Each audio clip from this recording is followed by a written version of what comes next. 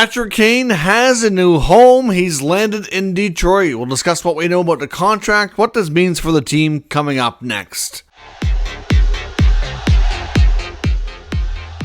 So welcome back to another video here at Top Shelf Hockey. The Patrick Kane sweepstakes has come to a close.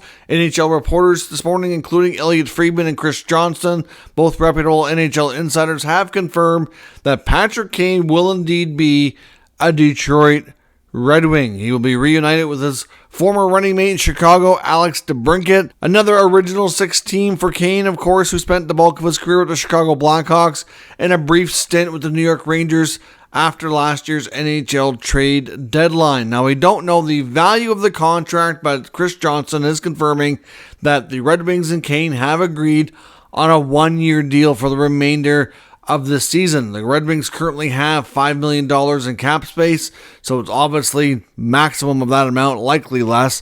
There could be some other stipulations in there. Patrick Kane is not eligible for the 35-plus contract where you can build in bonuses, because it goes by your age at the start of the NHL season, which he was still 34, and the season runs by the calendar, which goes from July 1st onward. So next year he'd be eligible for a 35-plus contract. Not currently, though. So he'll join the Red Wings on a one-year deal. Apparently, word is from ESPN that when he was meeting with teams, he had it narrowed down to two, both in the Eastern Conference.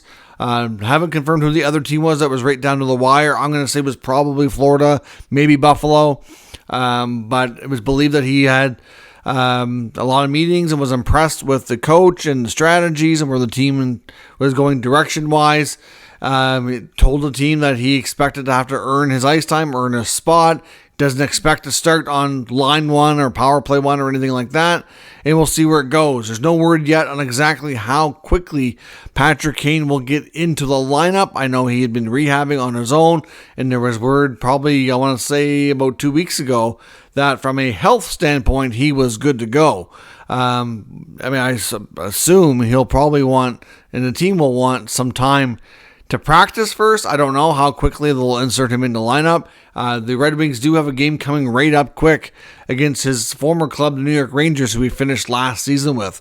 Now, I want to caution everybody here as well. We don't really know yet what version of Patrick Kane we're going to see.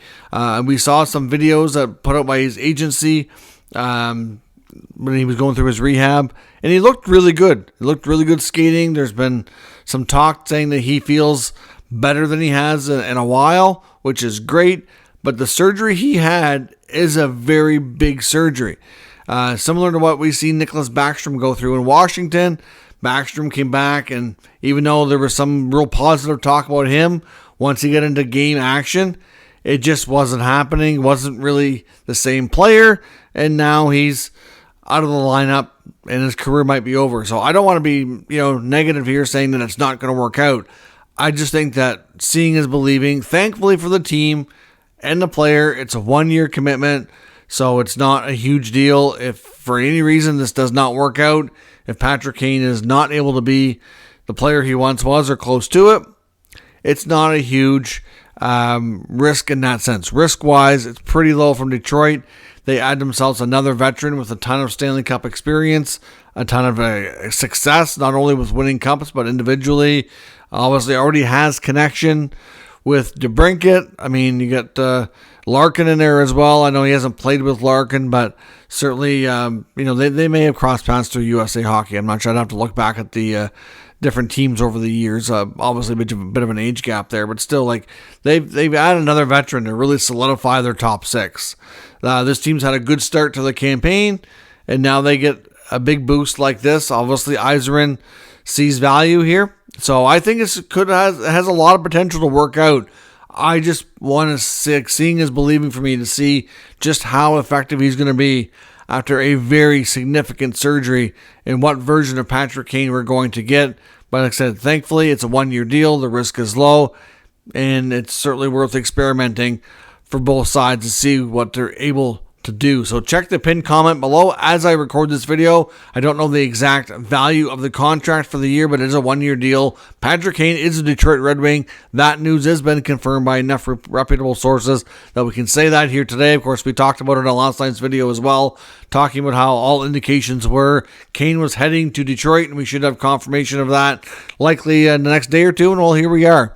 So let me know your thoughts on the news, and we'll discuss further in the comment section. If you're new to the channel, of course, make sure you subscribe and stick around. We'll keep you up to date with all the news, rumors, and analysis of all 32 NHL teams. Thanks for watching, and I'll catch you next time.